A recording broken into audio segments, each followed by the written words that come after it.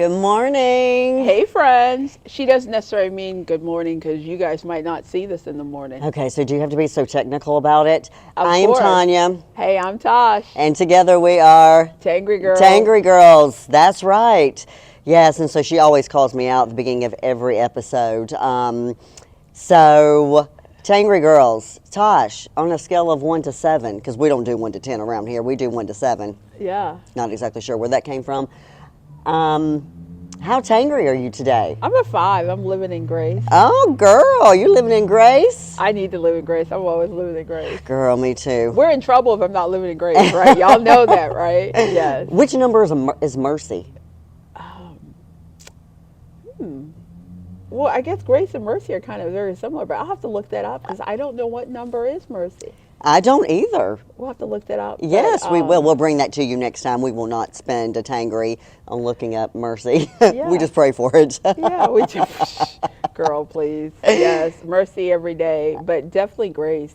Okay. It's funny that you talk about like grace and mercy. One of the things I love about the denomination that I serve in Yeah. is that we really emphasize God's grace, which in many ways, the way we think of grace within our denomination, Yeah. it is really a combination of mercy and grace. Because we talk a lot about the prevenient grace of God, Yeah. where God goes before us. Yes. And a lot of times, where we are when we are most deserving of mercy, Yes. we're not in the space that we would be deserving of Okay. the grace that we receive, which is mercy. And so that prevenient grace, it just feels in many ways like a combination of grace and mercy rolled together, which for many years within how I grew up, I used to think of them as two separate things.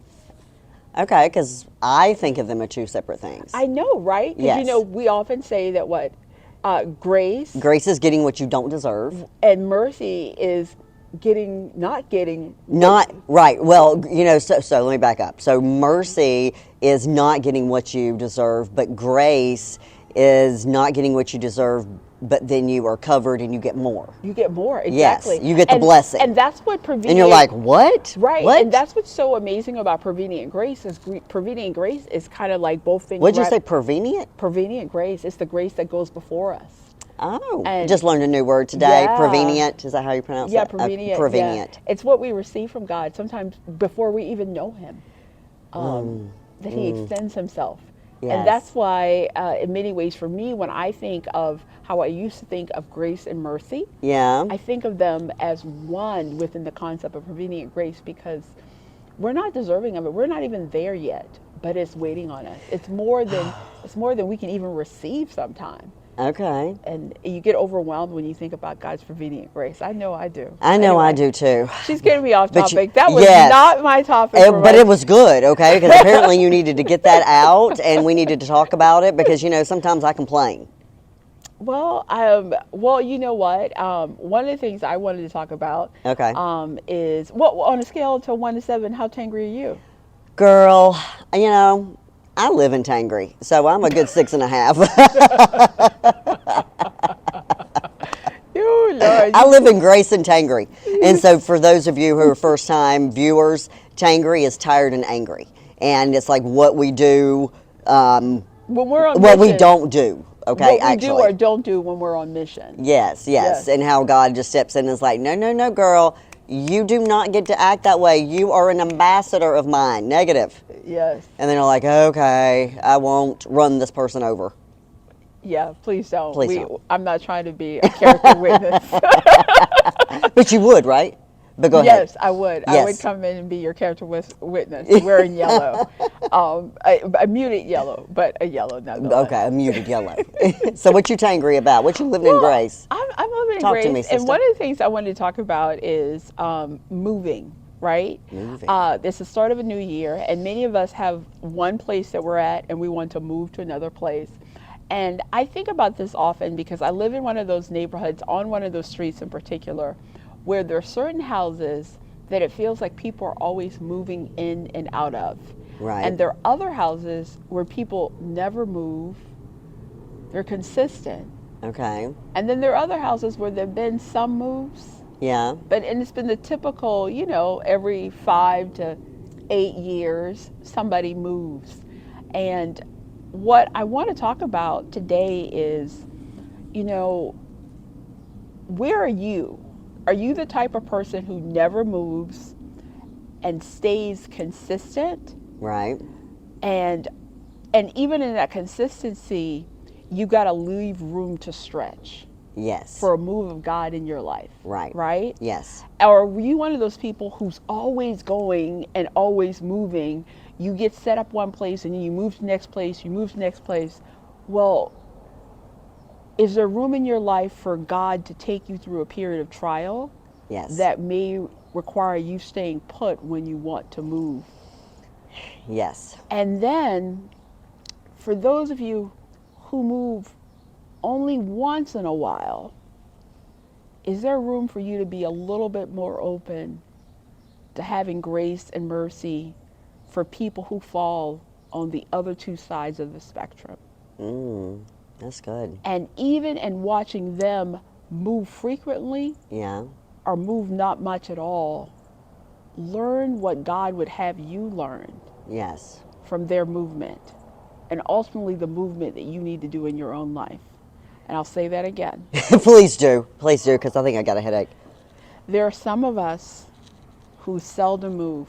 Yeah. We are consistent, but we may not be growing because we may not be allowing for the movement of God in our life.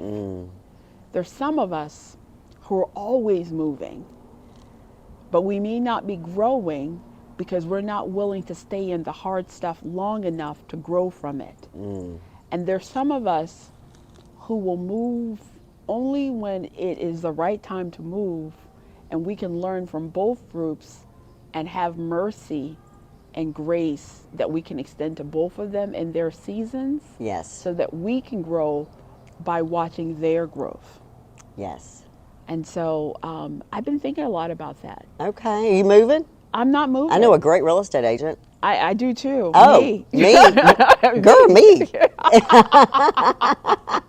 But that's another example of real estate. When God told me, this is not your primary thing. I want my word and the proclaiming of my word to be your primary Yeah. thing. Even though it was something that I had done for a long time, I was willing to move because that's where He was calling me to move in. Yes. And I've had to have a lot of faith Yes. when the numbers didn't make sense Yeah.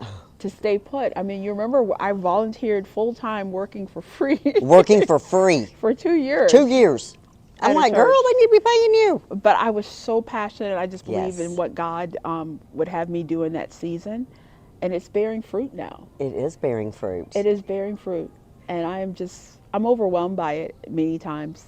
So I know this is one of those ones that you're going to have to really think about. Yeah, this is deep. This is really one of those, okay, I'm going to have to maybe watch that 2 times. Maybe 3. But allow space Yes. to stay where God would have you stay, even when it feels uncomfortable. But also allow space to leave when you are comfortable and God is calling you to a difficult place. Yeah. But also be the kind of person when you're not in a place of movement in either direction to offer grace and mercy to those who are in that space where they need to hear either, yes, this is hard, but stay in it, or yes, you're comfortable, but if God is telling you to move away from it, move away from it. Move away from it. So what I'm hearing is pray first. Pray first. And, taking a step out on faith, it's scary.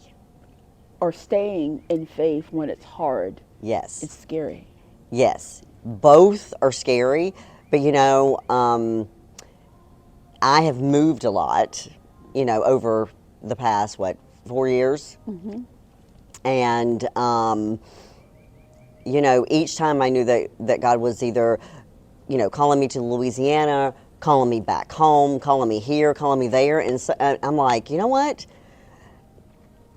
For the love of a chocolate chip cookie, when am I just going to, be settled so I can get rooted and invest.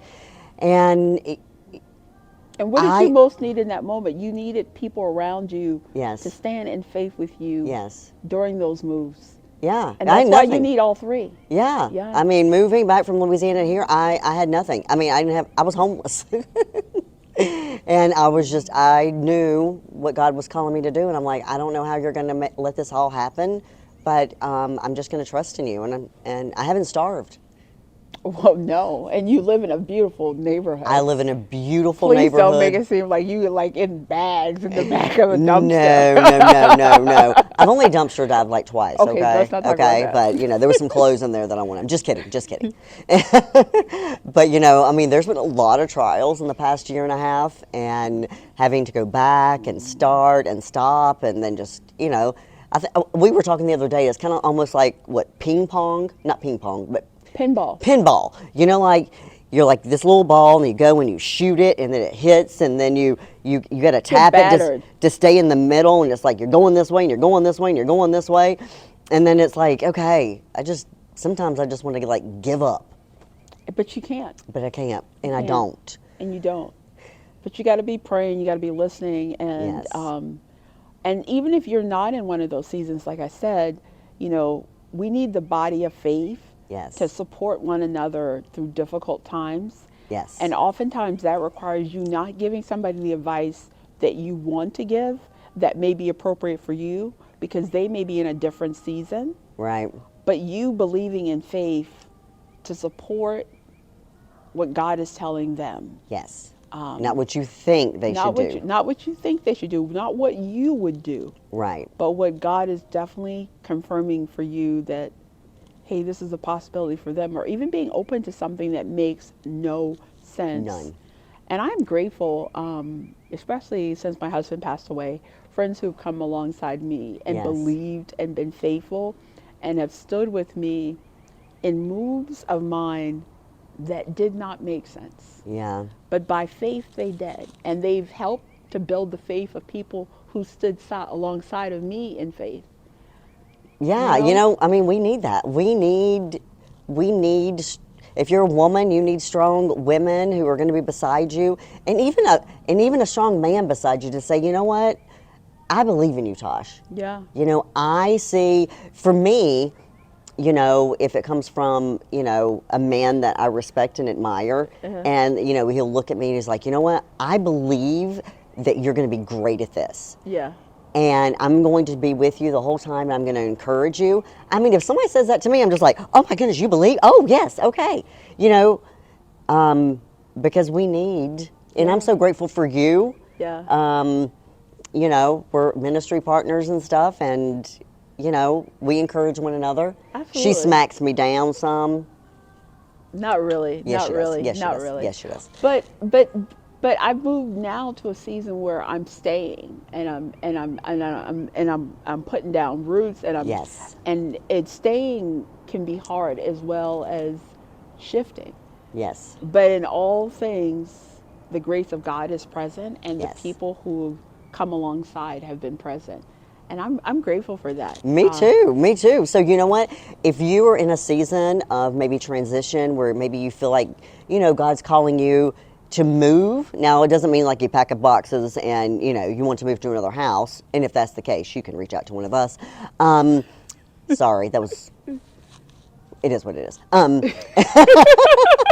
This podcast is brought to you by, I'm just kidding. And, or you need to change jobs, or maybe, you just need some encouragement. Reach out to us. And if you like this episode, of course you do, you just hit that little red button, subscribe. And, oh, by the way, hit the little like button, comment, nice comments, okay? Keep the unpositive to yourself, not that you would have any. We want to hear from you, and we want to be praying for you. Because having prayer partners and people praying for you, it works.